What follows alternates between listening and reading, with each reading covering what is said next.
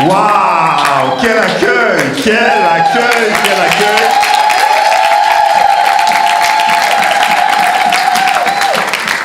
C'est une joie d'être ici avec vous ce matin. Je rends grâce à Dieu pour sa fidélité. Amen. J'ai été un peu au début, lorsque l'église Oasis a débuté. C'était un peu plus loin vers... c'est la rue Palais, c'est ça? Oui. Le groupe pastoral a travaillé très, très, très fort avec l'équipe pour lancer l'œuvre ici. Mon épouse a aidé aussi au départ avec la louange et l'église est en train d'avancer. Je rends grâce à Dieu pour cela. Alléluia. Gloire à Dieu. Alors donc, les offrandes, maman, c'est à la fin, si j'ai compris. On fait à la fin. Ok, parfait. Est-ce que vous allez bien ce matin? Oui, parfait. Alors, j'ai été béni par le deuxième chant. Ça a parlé de mon message, d'enfant. Le deuxième, quand j'ai vu le deuxième chant, je me suis dit, ah, ça c'est la main de Dieu, ça. Le deuxième chant parlait du règne de Dieu. Le règne de Dieu. Et ça disait, mon Dieu règne. C'est quoi les paroles du deuxième chant?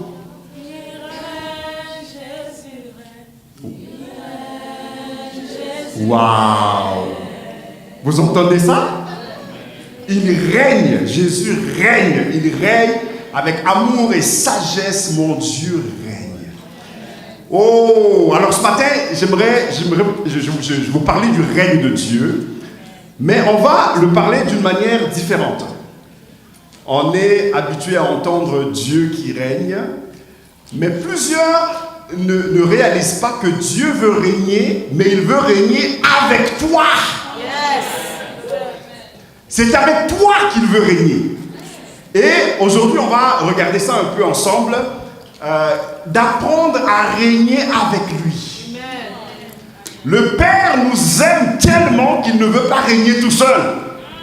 Il ne veut pas régner tout seul. Il veut régner avec ses enfants, il veut régner avec toi qui es ici ce matin. Et s'il y a des gens qui nous suivent en ligne, Dieu veut régner avec toi.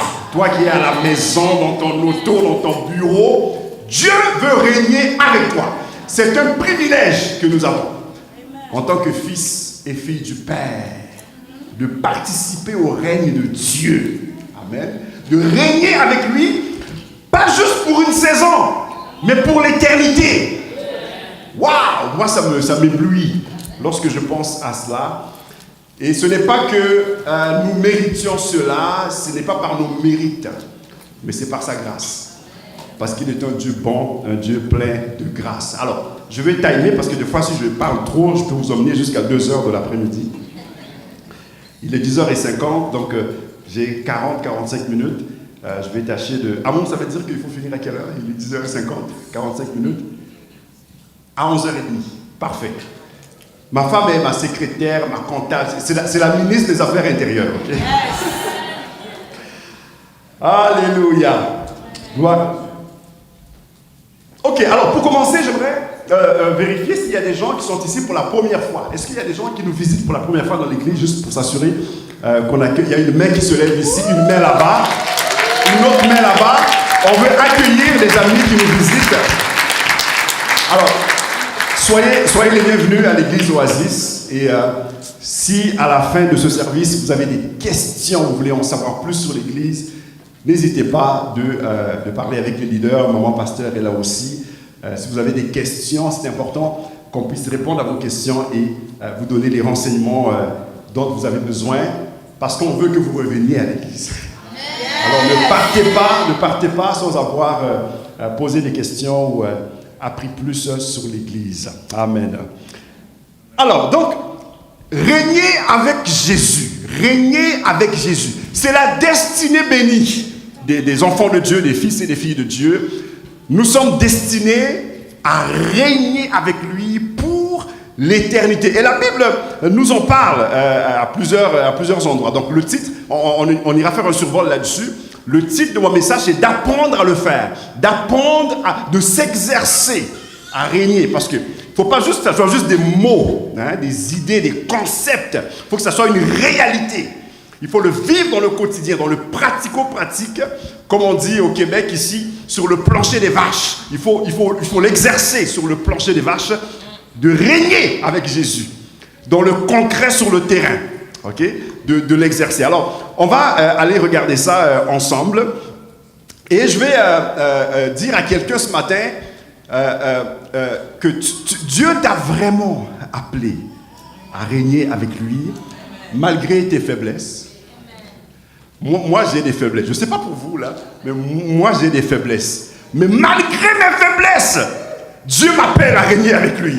Malgré mes défauts, malgré mes manquements, malgré mes lacunes, Dieu m'appelle à régner avec lui. Donc, malgré tes limitations, sache que Dieu t'appelle à régner avec lui. Alors, il y a plusieurs bases bibliques qui témoignent de cela. 2 Timothée 2, le verset 12. On va faire un survol de quelques bases, quelques fondements bibliques là-dessus. 2 Timothée 2, le verset 12. Ça dit ceci: si nous persévérons avec lui, eh bien, nous régnerons aussi avec lui. Si nous persévérons avec lui, nous régnerons aussi avec lui. Voyez-vous, donc c'est une première base biblique qui nous indique que Dieu nous appelle à régner avec lui, mais ça passe par la persévérance. Si tu persévères, si tu n'abandonnes pas, parce que la vie n'est pas facile. Vous êtes d'accord avec moi? La vie n'est pas facile. Il y a des saisons plus faciles que d'autres. Il y a des saisons plus difficiles que d'autres. Mais si tu persévères jusqu'au bout, eh bien la promesse est pour toi, tu régneras avec Jésus-Christ. Alors, dans une autre version, ça c'est dans la Bible français courant, ça dit ceci: si nous tenons ferme dans la foi, si nous tenons ferme dans la foi, eh bien, nous régnerons aussi avec lui. Si nous tenons ferme dans la foi. Alors, si tu es une personne aujourd'hui qui tient ferme dans la foi, malgré les situations compliquées dans la vie, sache que tu régneras, le Seigneur le promet, tu régneras avec lui. Le même verset, dans une autre version, dans la Bible Martin, ça va dire ceci: si nous souffrons avec lui, si nous souffrons avec lui, eh bien, nous régnerons avec lui. Alors, voyez-vous les concepts, hein? Tenir ferme, persévérer avec lui, de ne pas lâcher, de tenir ferme, de souffrir avec lui. Bien, il y a une promesse qui s'attache à cela à la fin. Alléluia. Alors, il y a une autre base biblique, rapidement, je peux juste mettre la table pour l'instant. Dans Apocalypse, le 5e chapitre, Apocalypse 5 et au verset 10, dans la Bible version Martin, ça dit ceci: tu nous as fait rois et sacrificateurs à notre Dieu, et nous régnerons sur la terre. Alors ça c'est dans Apocalypse, une autre base biblique.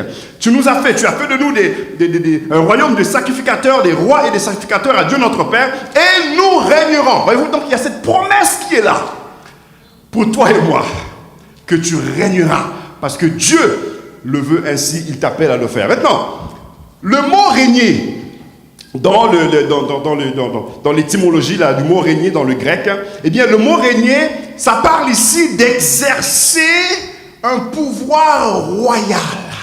D'exercer un pouvoir royal. Dieu t'appelle, toi et moi, à exercer un pouvoir royal. À l'exercer dans ta vie de tous les jours.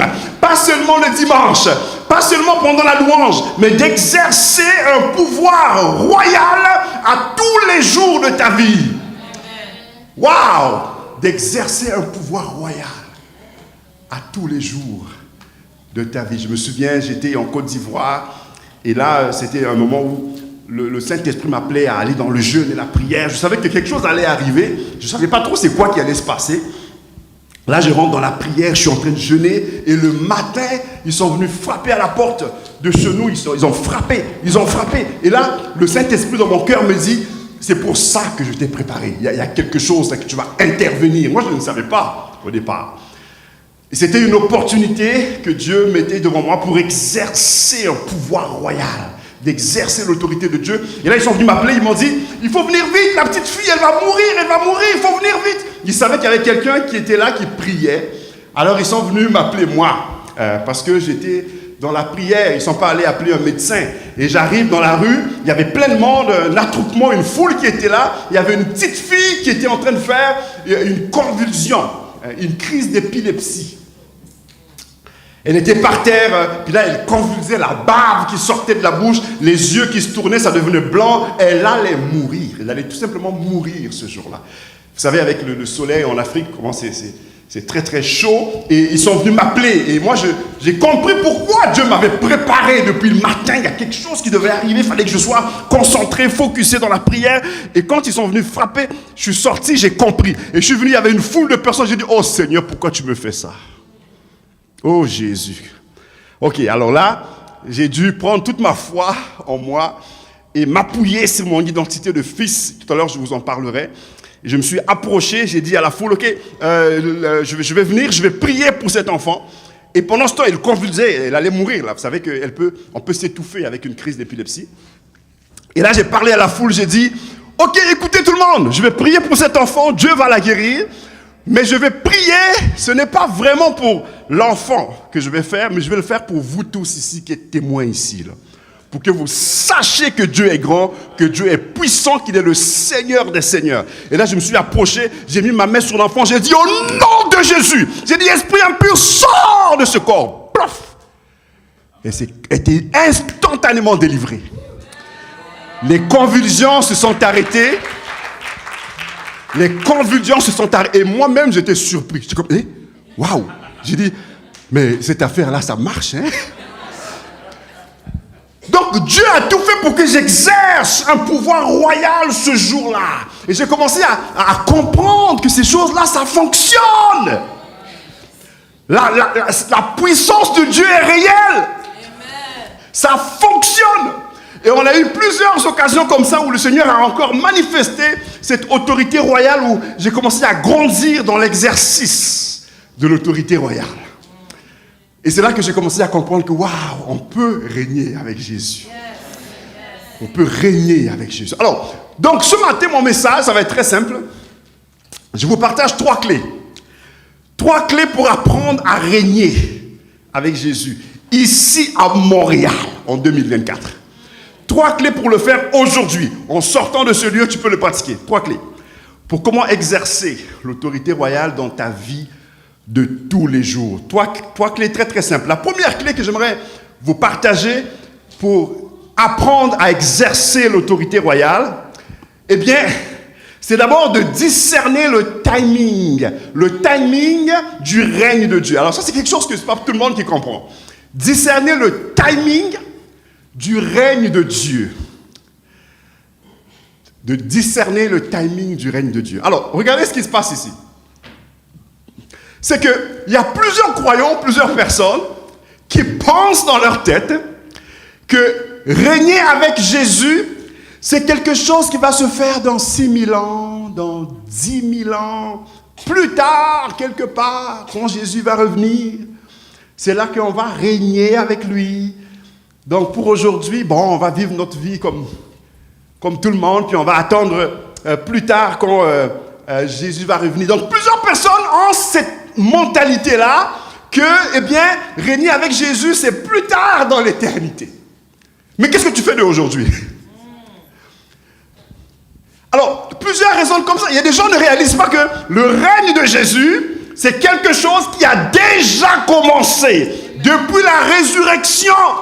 Lorsque Jésus est sorti du tombeau, son règne a commencé. Depuis qu'il est sorti du tombeau le 3e jour, il a vaincu la mort. Il a dit, tout pouvoir et toute autorité m'a été donnée. Donc tu peux commencer déjà à régner avec Jésus aujourd'hui.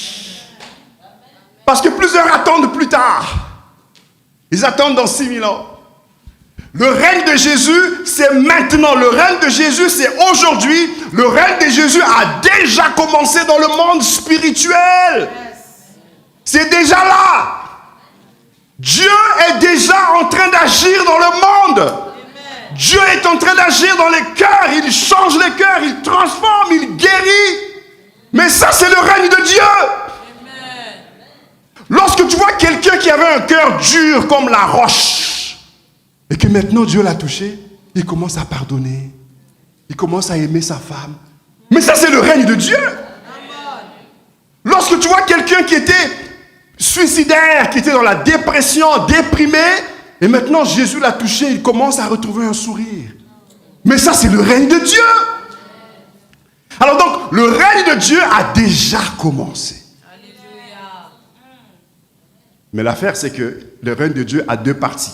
Il y a une partie pour le maintenant et il y a une partie pour le après. C'est-à-dire qu'il a déjà enclenché son règne, mais son règne va se développer de plus en plus. Son règne va se révéler de plus en plus.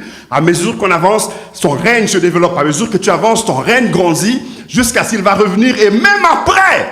Donc c'est déjà en cours, c'est déjà en vigueur, ça a déjà commencé. Mais ça, il faut le saisir. Parce que plusieurs passent à côté de cela. Et on attend. On attend. Mais non, non, non. Aujourd'hui, tu peux déjà commencer à régner avec Jésus. Amen. Dis à ton voisin, le règne de Jésus a déjà commencé.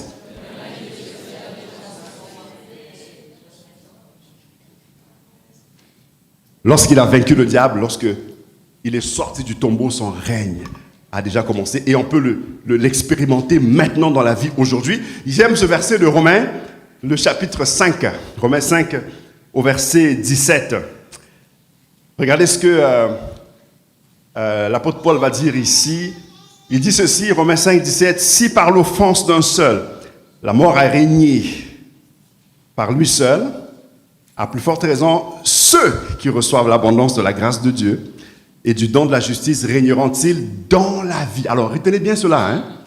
Je vais le reprendre. « Si par l'offense d'un seul, la mort a régné par lui seul, à plus forte raison, ceux qui reçoivent l'abondance de la grâce et du don de la justice régneront-ils dans la vie. » Ça parle de la vie. Ça parle pas de plus tard, ça parle de maintenant. Ils régneront dans la vie. Ça veut dire que c'est aujourd'hui. Alors, il y a plusieurs croyants qui l'ont compris et qui expérimentent le royaume de Dieu dans la vie de tous les jours. Mais d'autres qui attendent. Mais tu attends quoi? Qu'est-ce que tu attends? Pendant que tu attends, d'autres sont en train de grandir dans la grâce de Dieu, dans la présence de Dieu, dans l'onction, dans les signes, prodiges et miracles. Et toi, tu es en train d'attendre. Donc, on est appelé à régner dans la vie. Dans la vie. Dans la vie, ça se passe maintenant. Amen. Je sais que, personnellement, lorsque Dieu commençait à m'enseigner ces choses-là, j'ai compris que moi-même, j'étais déjà en train de régner avec Jésus, puis je ne le savais même pas. Je n'étais même pas conscient. J'étais déjà en train de manifester le royaume de Dieu, de régner avec lui, sans même le savoir. Et il y a des gens ici, dans certains domaines, bon, peut-être pas dans tous les domaines, dans certains domaines de ta vie, tu règnes avec Jésus, tu t'en rends même pas compte. Et j'aimerais t'encourager ce matin, que tu puisses le réaliser. Amen, que tu puisses le réaliser. Combien ici, je pose une question comme ça, combien ici, vous avez déjà eu des grosses tentations dans la vie, mais tu as résisté à la tentation? Est-ce qu'il y a des gens ici, tu as déjà été dans une saison dans ta vie, peut-être récemment, tu as vécu des grosses tentations, mais tu as résisté à la tentation? Est-ce qu'il y en a ici dans la salle? Oui. Moi, je lève ma main aussi, parce que je suis un humain comme tout le monde. Il m'est déjà arrivé des tentations, où l'ennemi envoie des tentations, mais par la grâce de Dieu, j'ai réussi à résister à la tentation. Vous savez pourquoi? À chaque fois que tu dis non au péché, tu es déjà en train de régner avec Jésus. À chaque fois que la maladie vient frapper à ta porte, à chaque fois que les problèmes arrivent et que tu demeures ferme dans le Seigneur, tu es déjà en train de régner avec Jésus. Parce que ces choses-là se règnent par la chair, ce n'est pas par le sang, c'est par l'Esprit de Dieu. Alléluia. Donc tu règnes sans même le savoir. À chaque fois que le diable vient t'emmener des mensonges, mais que tu dis non, moi je crois seulement à ce que Dieu dit, tu te bases sur la parole de Dieu, tu es déjà en train de régner sans même le savoir. Dis à ton voisin, tu règnes avec Jésus sans même le savoir.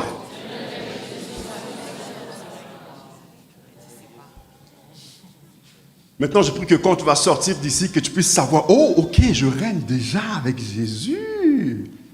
Alors là, tu vas pouvoir grandir encore plus dans le règne du Seigneur. Alléluia. Alors, la première clé, c'est de savoir le timing du règne de Jésus qui est déjà commencé depuis la résurrection de la croix et ça continue. Donc tu es déjà dans le règne de Dieu maintenant. Ça c'est la première clé. Donc ne plus attendre, n'attendez plus. N'attendez plus. C'est le temps. La deuxième clé pour apprendre à régner avec Jésus, et je considère que celle-ci c'est peut-être la plus importante, c'est d'accepter pleinement ton identité de fils et fille du Père. D'accepter pleinement ta nouvelle identité en Jésus. Ah, ça là, il y a beaucoup de croyants. Moi, dans le cadre de ma formation, je rencontre beaucoup de gens pour cheminer avec eux, les aider. Mais j'ai remarqué qu'il y a beaucoup de croyants, des chrétiens en particulier, qui ne connaissent pas leur identité en Jésus. Plusieurs. Et ça, c'est un vrai problème. C'est un réel problème. Et si tu ne sais pas qui tu es dans l'esprit, le diable va jouer avec toi. Il va s'amuser avec toi parce que tu ne sais pas qui tu es dans l'esprit. Et on est aujourd'hui dans un contexte social qui est assez particulier où il y a une crise identitaire dans la société aujourd'hui, surtout la société nord-américaine, occidentale. Il y a une crise identitaire où on ne sait plus qui est qui. Les hommes deviennent des femmes, les femmes deviennent des hommes. On ne sait plus. Là. C'est une confusion totale au niveau de l'identité. Les gens ne savent plus. Et ça commence très tôt auprès des enfants. Hein. On commence très, très, très jeune à mêler les enfants dans leur identité. Et ça fait une société chaotique.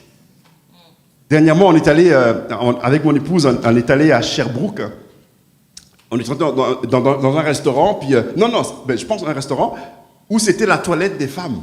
Elle est entrée là, puis il y avait un homme aussi, parce que maintenant, même les toilettes aujourd'hui, c'est hommes et femmes. Tout est mélangé. Il y a une crise identitaire dans la société occidentale. Mais un enfant de Dieu doit savoir son identité. Parce que si tu ne sais pas ton identité, toi aussi, tu vas vivre dans la confusion.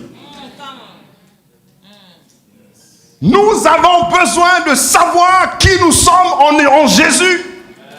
De connaître ton identité. Voyez-vous, il y a plusieurs sortes d'identités dans le monde. Identité familiale, identité géographique, identité nationale, identité numérique. Maintenant, des gens, on les considère comme des numéros au niveau numérique. Plusieurs sortes d'identités. Vous savez pourquoi? La seule identité qui compte vraiment, c'est l'identité spirituelle.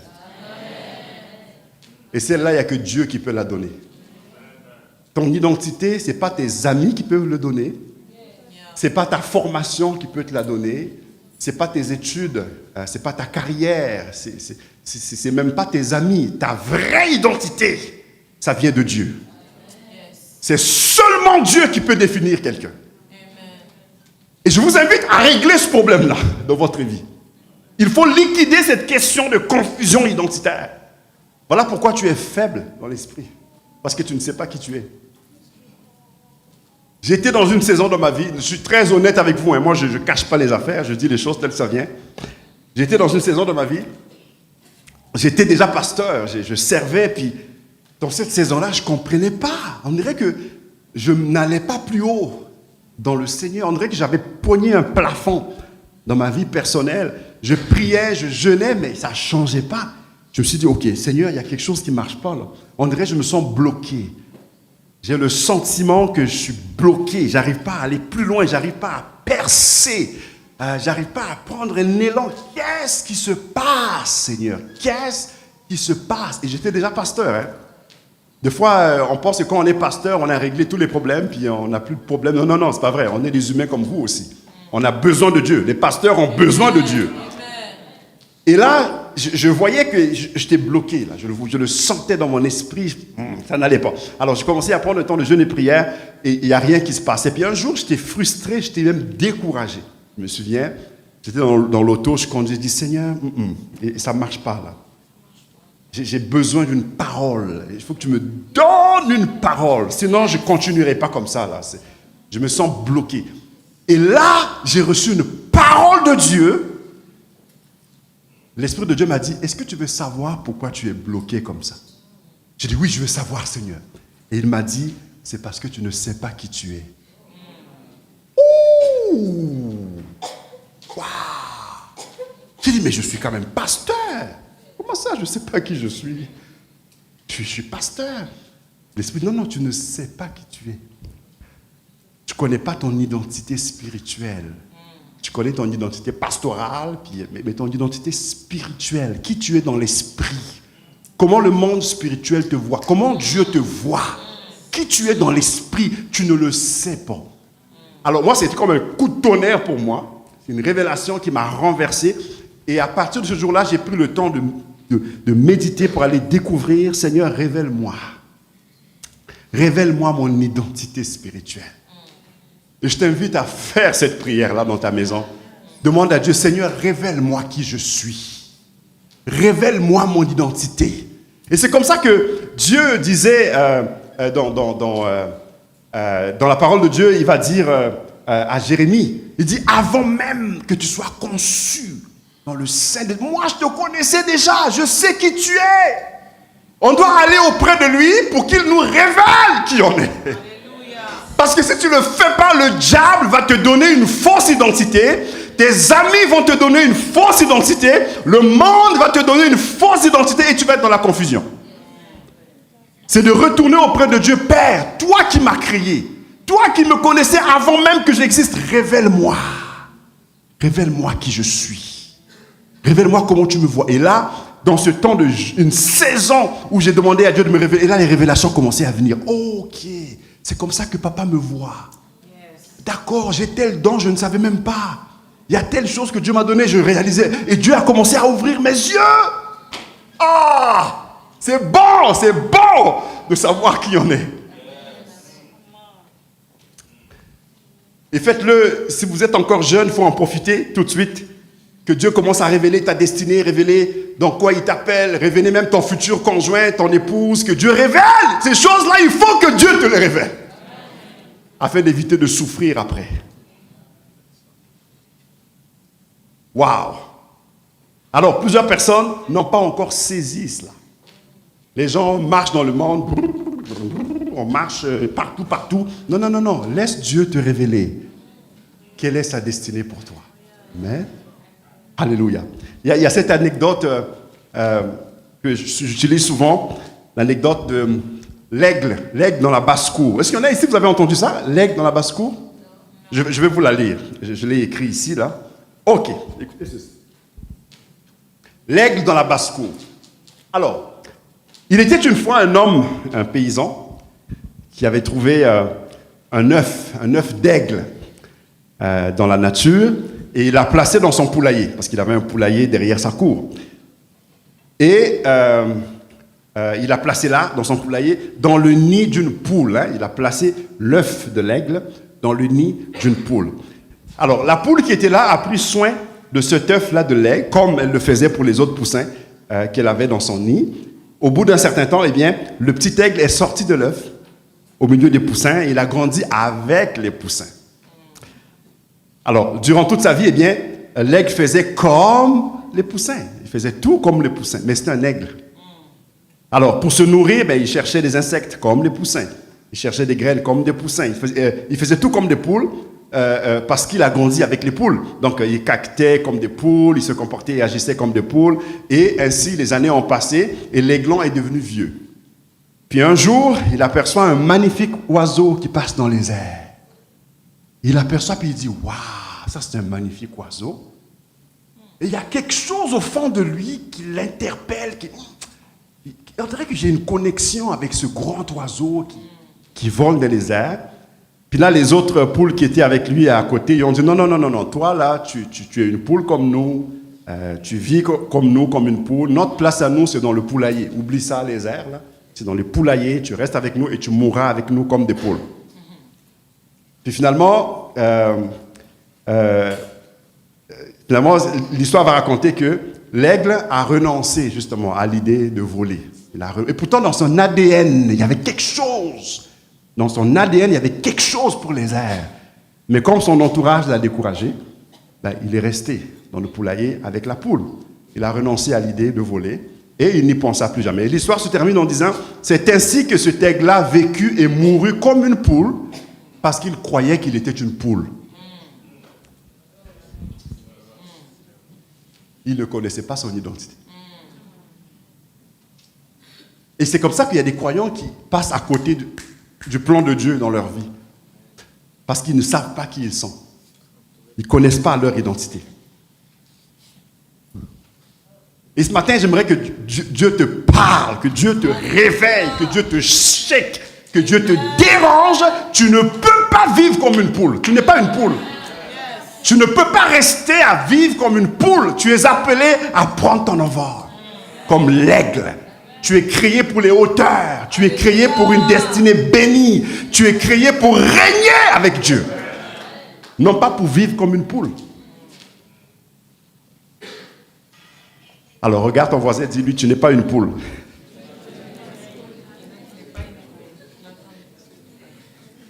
Waouh! Quand je regarde, et ça c'est quelque chose que moi-même dans ma vie personnelle que je l'ai fait, j'ai commencé à faire une étude pour aller voir justement mon identité dans la parole de Dieu. J'ai lu la parole de Dieu et la parole de Dieu me disait, tu es l'enfant de Dieu. Et j'aimerais le déclarer aussi pour toi qui es ici dans la salle ce matin, même en ligne. Voici ce que la parole de Dieu déclare sur toi. Voici ce que le Seigneur déclare sur toi. Il dit, tu es l'enfant de Dieu. Tu es aimé et choisi de Dieu. Tu es une merveilleuse créature de Dieu. Tu as été racheté à un grand prix. Tu es une nouvelle création. Tu es libre. Tu es libre de toute condamnation. Tu es héritier et co-héritier de Christ. Tu n'es pas n'importe qui. Tu es appelé à régner avec Jésus. Waouh! Alors dis avec moi, Seigneur, j'accepte ce que ta parole dit que je suis. Voilà, on va le redire encore une fois. Seigneur, j'accepte ce que ta parole dit que je suis. Voilà, alors comme ça c'est établi là, vous allez commencer à régner avec Jésus. Parce que ces choses-là sont des fondements. Ce sont des fondements qui doivent être bien établis. Alors, première clé, c'est de discerner le timing de régner avec Jésus. Ça veut dire que c'est déjà commencé, c'est là, c'est déjà là. Deuxième clé, eh bien, d'accepter pleinement notre nouvelle identité, notre nouvelle nature en Jésus. Maintenant, la troisième et la dernière clé, pour apprendre à exercer justement le règne de Dieu dans ta vie. La troisième et la dernière clé, elle est quand même drôle celle-là, c'est d'apprendre à s'asseoir. Vous allez comprendre de quoi je parle. Apprendre à s'asseoir.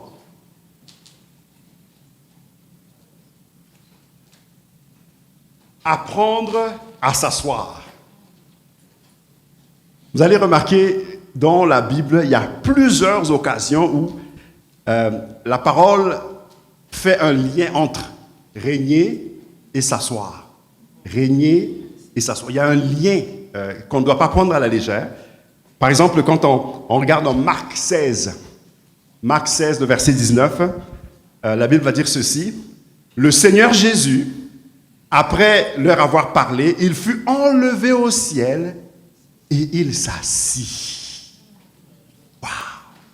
Il fut enlevé au ciel et il s'assit à la droite de Dieu. Vous allez saisir qu'il y a un lien entre régner et s'asseoir.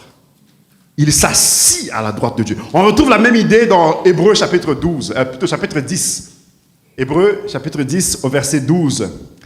Ça dit ceci, Jésus, après avoir offert un seul sacrifice pour les péchés, il s'assit pour toujours à la droite de Dieu. Voyez-vous, il y a un lien entre régner et s'asseoir. On retrouve la même idée dans Éphésiens 2. Éphésiens, le 2e chapitre, au verset 6. Regardez ce que la parole dit. Il nous a ressuscités ensemble et nous a fait quoi? Il nous a fait asseoir. Il y a un lien entre régner et s'asseoir. Il nous a fait asseoir ensemble dans les lieux célestes en Christ. Et moi, ça m'emmène à vous dire ceci. Et je ne sais pas si vous allez le saisir ce matin, mais j'espère que vous puissiez le saisir. Pour régner avec Jésus, non seulement tu dois savoir que c'est déjà commencé, non seulement tu dois connaître ton identité, mais tu dois aussi apprendre à t'asseoir. Apprendre à s'asseoir. Ça signifie quoi? Ça signifie apprendre à être posé. Parce qu'il y a trop de chrétiens qui sont agités. Il y a trop de chrétiens qui sont dans l'inquiétude. Il y a trop de chrétiens qui sont nerveux. On ne sait même pas pourquoi. Apprends à être tranquille dans la foi. Apprends à être posé dans la foi. Parce que régner avec Dieu, on ne règne pas dans le stress. Il y a plusieurs qui sont tellement stressés. Maintenant, tu as des problèmes cardiaques. Maintenant, tu as des problèmes de ACV ou je ne sais pas trop quoi. Parce que tu as trop de stress. Dieu n'est pas stressé. Alléluia. Il est au contrôle de tout. Il n'y a rien qui le prend par surprise. Dieu n'est pas paniqué. Lorsqu'il y a des combats dans ta vie, Dieu n'est pas paniqué. Oh, qu'est-ce qu'on va faire? Non, Dieu n'est pas paniqué. Dieu est calme. Parce que le monde entier est dans le creux de sa main. Le diable ne peut rien faire si tu es dans les mains de Dieu. Apprends à être posé. J'aime cette illustration de quelqu'un qui a pris un avion. Et il est dans l'avion. Puis pendant qu'ils sont à plusieurs milliers de pieds dans les airs, il y a eu une zone de turbulence. Bon, si vous avez déjà voyagé en avion, vous savez. Des fois, il y a des turbulences qui peuvent faire peur. Moi-même, je me souviens, j'étais au Congo, puis on est allé dans une zone de turbulence au Congo. Je pensais qu'on allait mourir. Je vous dis, là, l'avion qui va partout comme ça, puis après, ça tombe un peu comme ça. Je dis, oh Seigneur, là, c'est fini. Là. Je dis, Seigneur, prends soin de ma femme, prends soin de mes enfants, parce que je pense que j'ai fini ici. Là. Mais on a réussi à atterrir. Alors, dans cet avion-là, il y a eu des turbulences et c'était assez intense. Et tout le monde commençait à paniquer dans l'avion. Il y a des gens qui commencent à prier, il y en a qui commencent à faire des incantations. Tout ça. Là, c'est là que tu vois la foi de tout le monde. Hein. Il y en a qui prennent le chapelet, d'autres qui se mettent à genoux, il y en a qui prient en langue. C'est la panique. Et là, il y a un monsieur qui regarde, il y avait une jeune fille d'une dizaine d'années, mais cette jeune fille-là, elle a juste pris son livre. Elle commence à lire son livre. Alors qu'il y avait des turbulences dans l'avion. Elle était calme. Elle lisait son livre. Tranquille. Là, le monsieur l'observait. Il dit, mais cette fille-là n'est pas normale. Tout le monde panique, mais elle est tranquille. Et ça s'est passé comme ça jusqu'à ce que Dieu a fait grâce. Ils ont réussi à atterrir. Puis là, le monsieur vient rejoindre la fille à la fin. Il dit, mais quelque chose m'impressionne. Comment ça se fait que alors que tout le monde est en train de paniquer dans l'avion, toi, tu es toute calme et tu lis ton livre. Explique-moi ton secret. Et la fille le regarde et dit, ah ben c'est parce que le pilote, c'est mon père. Elle était habituée. Elle savait que son papa connaît ça. Elle savait que son papa a déjà traversé plusieurs turbulences. Elle savait qu'il n'y avait pas de danger. Elle savait que son papa était au contrôle. Elle savait que son papa allait les garder en vie. Elle savait ça. Alors elle était tranquille. Mais nous les croyants, nous avons le Dieu au-dessus de tout Dieu. Nous avons celui qui a le nom au-dessus de tout nom. Quand il arrive des problèmes, on panique. Mais on doit apprendre à s'asseoir. Parce que papa est au contrôle. C'est papa qui est le pilote. Le papa va nous emmener à bon terme. Il est le pilote, il est le meilleur des pilotes. Quelle est cette situation dans ta vie qui te panique? Quelle est cette situation dans ta vie qui t'emmène le stress? Ton papa est le pilote, ne le savais-tu pas? Ne le savais-tu pas que ton papa est le pilote? On doit apprendre à être posé. Ne laisse pas le stress détruire ta santé.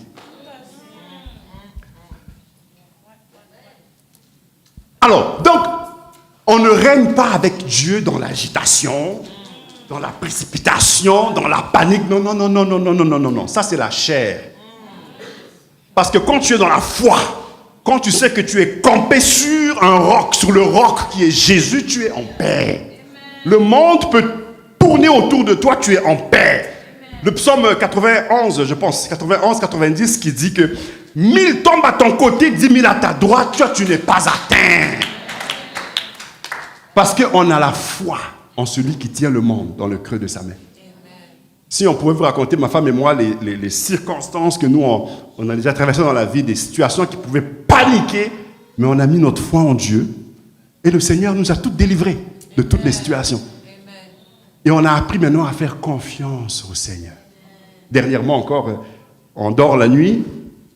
On a une maison à Sherbrooke. On dort la nuit. Et quand je me lève le matin, parce que quand on dort, nous, on ferme les téléphones. On n'est pas rejoignable. Le matin, j'ouvre le téléphone. Je vois plusieurs appels en absence. OK, qu'est-ce qui se passe? Je rappelle, c'est la locataire. Il dit, mais on a essayé de vous appeler toute la nuit. La maison est en feu. La maison a brûlé. J'ai dit, quoi? Il dit, oui, la maison a brûlé. Le service d'incendie sont venus, les pompiers, la Croix-Rouge. La maison a brûlé. J'ai dit, hé, Jésus. J'ai dit, on va faire quoi? La maison a brûlé. Alors, on a commencé à paniquer. Mais après, on s'est dit, non. On doit mettre notre confiance en Dieu. Voyez-vous? Parce que le Seigneur n'est pas surpris. Il n'est pas pris au dépourvu. Parce que des fois, on pense que Dieu est pris au dépourvu. Dieu n'est jamais pris au dépourvu. Jamais.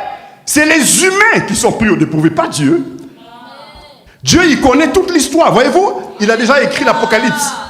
Il sait ce qui va arriver. Il sait la fin de toutes choses. Il n'est pas pris au dépourvu.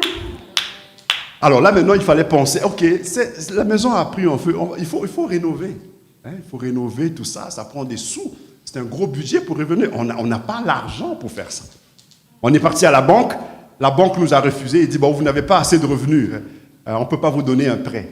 Il dit, ah, Jésus, là, on va faire comment, là? Il faut rénover. La banque nous refuse. Tout ce qu'on essaie de faire pour avoir l'argent, ça ne marche pas. Et c'est là qu'on a appris que les assurances vont tout réparer. Les assurances vont réparer la maison au complet. On va avoir une maison neuve.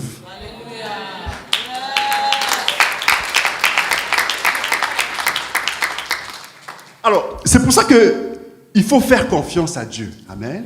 Peu importe les situations, Dieu n'est pas pris au dépourvu. Donc, je vous invite dans la troisième clé à être dans le repos. Voilà. Être dans le repos. C'est pour ça que vous allez voir que dans l'Ancien Testament, la plupart des rois, ils avaient toujours un trône, un fauteuil un peu élevé, ils s'assoyaient là, et c'est là qu'ils géraient les affaires, ils faisaient des décrets, ils étaient toujours dans le repos. Le roi n'est pas stressé, dans le repos. Alors, nous devons apprendre à régner en étant dans le repos. Amen. À être dans le repos. Alors, je ne sais pas si c'est ton cas aujourd'hui, tu as tendance à paniquer, à avoir le cœur qui commence à battre vite à cause du stress. La nuit, tu ne dors pas. C'est des insomnies. Et ta santé maintenant est attaquée. Je t'appelle à être dans le repos. Je t'appelle à te reposer en Jésus. Vous allez voir comment Jésus, lui, va s'occuper de tes problèmes. Si tu te reposes sur lui, il va s'occuper. Voyez-vous, le psaume 23. Je termine avec ça, le psaume 23. On va finir bientôt. Le psaume 23. J'aime bien ce psaume-là. Plusieurs connaissent ce psaume-là, le psaume 23. Dès le premier verset, ça dit « L'Éternel est mon berger, je ne manquerai de rien. » Il me fait quoi? Il me fait reposer. Il me fait reposer. Si tu marches avec Dieu et que tu n'es jamais dans le repos, il y a quelque chose qui ne marche pas. Il y a un problème quelque part. Peut-être que tu fais les choses par tes propres efforts.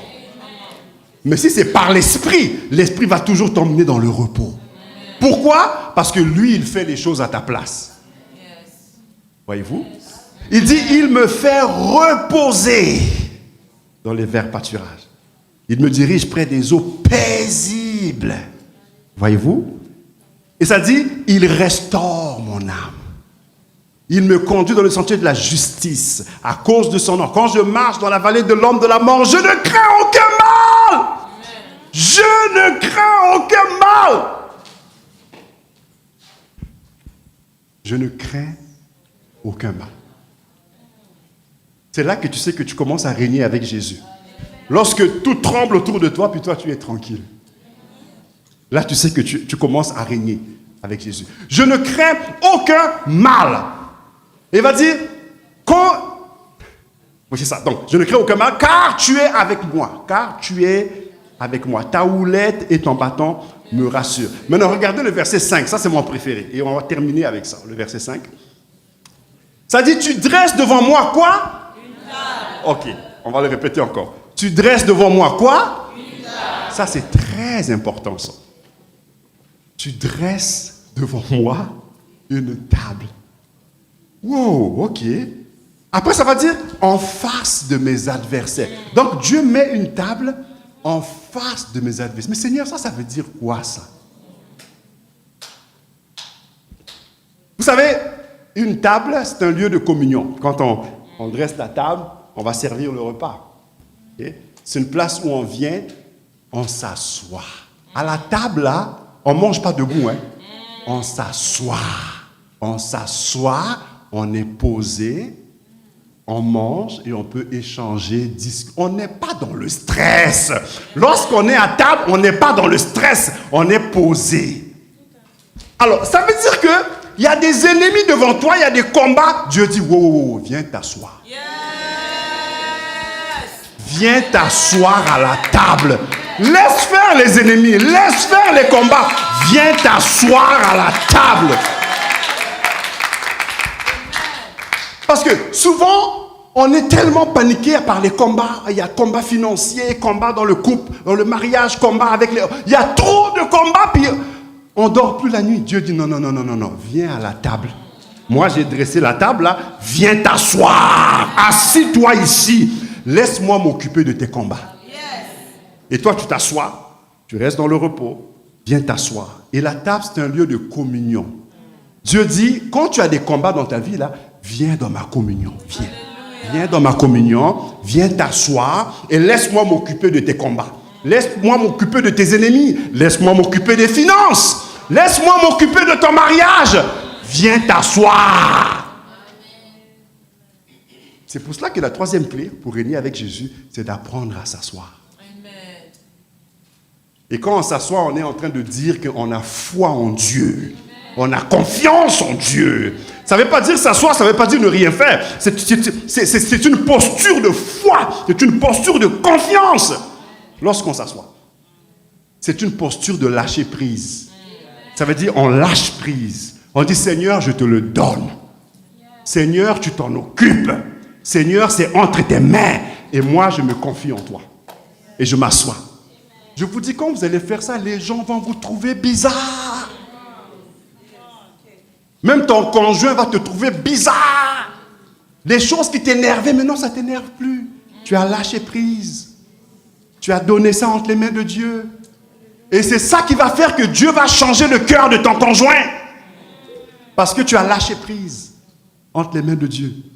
Nous devons apprendre à nous asseoir. Et lorsqu'on s'assoit, eh bien, on laisse Dieu travailler dans notre circonstance. Amen.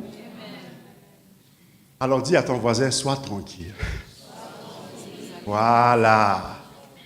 En espagnol, calmos, sois tranquille. Sois tranquille, Dieu va agir. Sois relax et assis-toi. Alléluia. Et quand tu fais ça, si tu apprends à t'asseoir à la table, vous savez c'est quoi la conséquence? La conséquence, ça dit que Dieu va oindre d'huile ta tête. Parce que ça dit, tu oins d'huile ma tête. Mais c'est seulement quand tu viens à la table. Dieu ne va pas oindre d'huile quand tu es dans le stress, quand tu es dans l'agitation. Non. Il va oindre d'huile quand tu viens à sa table. Tu t'assois. Tu es dans sa foi. Là, il va oindre d'huile. Même s'il y a des combats. Mais parce que tu es assis avec lui, en face de lui, dans la communion, dans l'intimité à table, c'est là qu'il va oindre d'huile. Tu oins d'huile ma tête, et c'est là que ma coupe va déborder. Malgré les combats, ma coupe va déborder. Malgré les problèmes, ma coupe va déborder. Malgré les difficultés, ma coupe va déborder. Parce que le Seigneur s'occupe de te remplir de sa présence. Amen. Ouf! Est-ce que vous avez retenu quelque chose ce matin? J'aimerais qu'on puisse se lever 30 secondes. On va se lever en terminant. Peut-être quelqu'un au piano, quelques notes de piano. Alors je t'invite à saisir le timing du règne de Dieu. C'est aujourd'hui, ici et maintenant. Je t'invite à ne pas juste attendre à plus tard, parce que son règne est pour aujourd'hui et maintenant. Alléluia. Je t'invite à accepter pleinement ton identité en lui. Tu n'es pas n'importe qui. Tu n'es pas... Commence à te voir comme le Père te voit. Commence à te voir comme la Bible te voit. Commence à te voir comme Dieu te voit. De saisir ton identité. Et la troisième clé, c'est de t'asseoir. Sois posé. Donc, déjà aujourd'hui, je t'invite déjà à commencer à laisser les fardeaux au pied de la croix. Alléluia. Déjà, tu peux commencer tout de suite à déposer les fardeaux. Parce que ces fardeaux-là, ça t'emmène trop de stress. Ça t'emmène. Voilà, maintenant, tu as des migraines, mal à la tête, palpitations de cœur, trop de fardeaux, trop de stress. Commence déjà maintenant à les déposer au pied de la croix. Là où tu es à ta place. Commence à lui dire, Seigneur, je dépose, je dépose, je dépose, je dépose, je dépose ces fardeaux. Je dépose ces fardeaux au pied de la croix. Je dépose, je dépose. Tu peux commencer à le faire maintenant. Je dépose. Les fardeaux de mon mariage, je dépose, je dépose. Les fardeaux pour mes enfants, je dépose, je dépose. Les fardeaux pour mon avenir, je dépose. Les études, la carrière, le travail, tous ces fardeaux-là, je les dépose, je les dépose, je les dépose. Je les dépose au pied de la croix. Parce que je veux vivre dans le repos. Je veux vivre dans le repos de Dieu. Je veux vivre dans le repos. Alors je dépose les fardeaux, les finances, je dépose. Je dépose au nom de Jésus. Je dépose. Tu peux continuer à déposer, continuer à déposer. Seigneur, pardonne-moi d'avoir porté tous ces stress sur ma vie. Pardonne-moi parce que je suis le temple du Saint-Esprit. Ce n'est pas bien d'emmener du stress dans le temple du Saint-Esprit que je suis. Je dépose, je dépose, je dépose, je dépose. Je dépose au pied de la croix, je dépose au nom de Jésus. Je dépose ces soucis, les soucis, les soucis. Je dépose les tracas, les combats, les luttes. Je dépose. Je dépose au pied de la croix. Je dépose. Aujourd'hui est un nouveau jour. Aujourd'hui est un nouveau jour. C'est un nouveau départ. Un nouveau départ. Un nouveau commencement. Un nouvel épisode qui commence dans ma vie. Une nouvelle saison. Je dépose les fardeaux. Je dis, Satan, tu es vaincu. Tu es vaincu. Tu as voulu m'accabler avec le stress. Tu es vaincu. Tu as voulu m'accabler avec les problèmes. Tu es vaincu au nom de Jésus. Tu es vaincu. Tu es vaincu, Satan. Tu n'auras pas mon mariage. Tu n'auras pas ma famille. Tu n'auras pas ma santé. Tu n'auras pas mes finances. Tu es vaincu au nom de Jésus. Je dépose les fardeaux. Je dépose au nom de Jésus. Je dépose. Papa, tu vas t'en occuper. Papa, tu vas t'occuper de moi. Papa, tu prendras soin de moi. Tu prendras soin de mes besoins. Parce que tu es un Dieu fidèle. Tu es un Dieu fidèle. Alors aujourd'hui, je viens avec le psaume 23. Je viens à la table parce que tu dresses devant moi une table.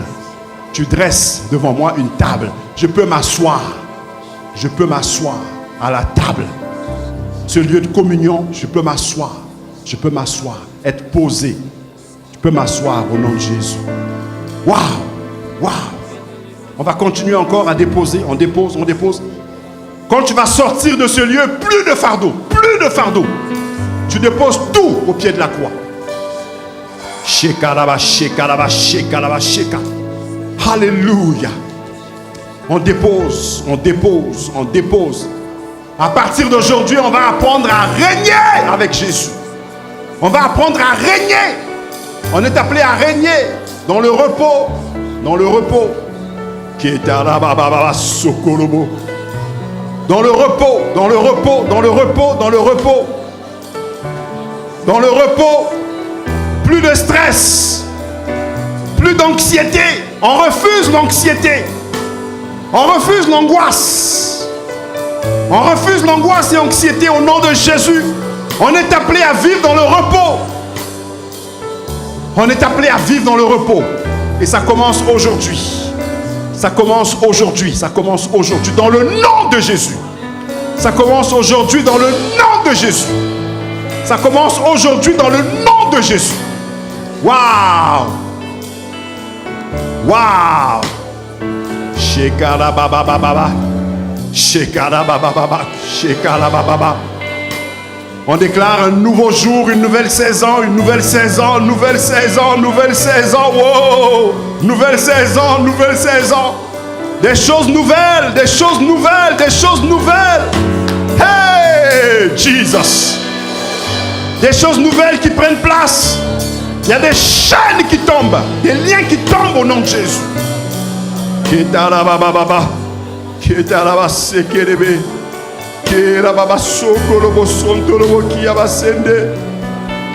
Alléluia, alléluia. Alléluia, alléluia. Alléluia. Alors on va faire quelque chose. On va faire une prière et une prière de repentance. Tu peux commencer à dire pardon à Dieu d'avoir manqué, d'avoir été incrédule. Tu n'as pas cru, hein? Tu as comme eu un peu d'incrédulité dans ce domaine-là. Toi-même, tu connais c'est quoi le domaine où tu as manqué de faire confiance à Dieu parce que la situation t'a tellement paniqué, la situation t'a tellement emmené de l'inquiétude et tu as voulu trouver des moyens par toi-même. Tu as voulu trouver des solutions par toi-même au lieu juste de venir à la table, de te reposer et de laisser Dieu gérer la situation. Alors on va commencer à demander pardon à Dieu. On va dire Seigneur, pardonne-moi, pardonne-moi Seigneur, pardonne-moi. Pardonne-moi d'avoir manqué de foi. Pardonne-moi de ne pas t'avoir fait confiance. Pardonne-moi d'avoir été trop dans des soucis, dans l'inquiétude. Pardonne-moi, pardonne-moi, pardonne-moi. Alors là où tu es à ta place, tu peux commencer à demander pardon au Seigneur. Tu peux commencer à te repentir. Tous ensemble, Seigneur, pardonne-nous, Seigneur. Pardonne-nous, pardonne-nous. Tu peux commencer à lui demander pardon maintenant. Papa, je te demande pardon. Pardon, Seigneur, pardon, pardon, pardon d'avoir manqué de foi. Pardon parce que j'ai été incrédule. J'ai été incrédule dans cette situation. Je te demande pardon. Je te demande pardon, Seigneur. Oh, Jesus. Pardon, Seigneur. Pardon, Seigneur. Pardon, Seigneur. Pardon, Papa. Pardon, Papa. Pardonne-nous, Jésus. À partir d'aujourd'hui, on veut te faire confiance. À partir d'aujourd'hui, on veut s'appuyer sur toi. On veut regarder à toi à partir d'aujourd'hui. On veut lâcher prise. On veut te donner plein contrôle dans la situation au nom de Jésus. Seigneur, tu as la solution. Tu as la solution, Papa. Tu as la solution. Louange à toi, Seigneur. Merci de nous pardonner aujourd'hui. Merci de nous pardonner. Alléluia. Wow. Alors maintenant, pendant quelques instants, tu vas juste arrêter de prier. Pendant quelques instants, on arrête de prier. Maintenant, commence juste à recevoir. Commence à recevoir la grâce de Dieu maintenant. Il y a une grâce de Dieu qui est là pour toi aujourd'hui. Commence juste à recevoir. Reçois sa grâce. Waouh! Shekalaba. Reçois sa grâce maintenant. Sa grâce te suffit. Sa grâce te suffit. Sa grâce te suffit. Reçois sa grâce maintenant. Reçois sa grâce maintenant. Jesus! Reçois sa grâce. Je répands la grâce de Dieu dans ce lieu, dans le nom de Jésus. Je répands la grâce de Dieu comme une pluie maintenant. La grâce de Dieu coule comme une pluie dans ce lieu. La grâce de Dieu te fortifie à partir d'aujourd'hui. La grâce de Dieu te relève à partir d'aujourd'hui. La grâce de Dieu relève ta tête à partir d'aujourd'hui. La grâce de Dieu te donne une destinée. La grâce de Dieu te donne une perspective. Ta démarche change à partir d'aujourd'hui. Ton langage change à partir d'aujourd'hui. Ta vie de prière change à partir d'aujourd'hui. Reçois sa grâce. Reçois sa grâce maintenant. Reçois sa grâce. Waouh! Reçois sa grâce. Woo! Alléluia. Alléluia. Reçois sa grâce. Reçois sa grâce. Reçois sa grâce. Reçois, reçois, reçois, reçois, reçois, reçois, reçois, reçois, reçois au nom de Jésus. Reçois au nom de Jésus. Reçois au nom de Jésus. Reçois, reçois, reçois, reçois, reçois, reçois. Saison nouvelle, saison nouvelle, saison nouvelle, nouvelle saison, nouvelle saison, nouvelle saison. Reçois, reçois sa grâce. Reçois sa grâce. Reçois sa grâce. Reçois sa grâce au nom de Jésus. Shekalababa. Alléluia. Shekalaba. Shekalaba. Shekalaba. Shekalaba. Alléluia. Alléluia. Merci Jésus, merci Jésus. Merci Seigneur, on le reçoit. On le reçoit. Tu peux lui dire, papa, je le reçois, je le reçois, je le reçois, je le reçois, je reçois. Et le psaume 23 termine en disant, le bonheur et la grâce t'accompagneront tous les jours de ta vie. Le bonheur et la grâce t'accompagneront tous les jours de ta vie. Le bonheur, je déclare que le bonheur et la grâce t'accompagnent. Que le bonheur et la grâce t'accompagnent. Que le bonheur et la grâce t'accompagnent. Tous les jours de ta vie. Tous les jours de ta vie. Tous les jours de ta vie. Tous les jours de ta vie. Tous les jours de ta vie. Tous les jours dans le nom de Jésus. Tous les jours. Tous les jours qu'il en soit ainsi. Et j'habiterai dans la maison de l'Éternel jusqu'à la fin de mes jours. Jusqu'à la fin de mes jours. Jusqu'à la fin de mes jours. Qu'il en soit ainsi. Au nom de Jésus, au nom de Jésus, au nom de Jésus. Et tous ensemble nous disons, ah, on peut acclamer le Seigneur ce matin, amen.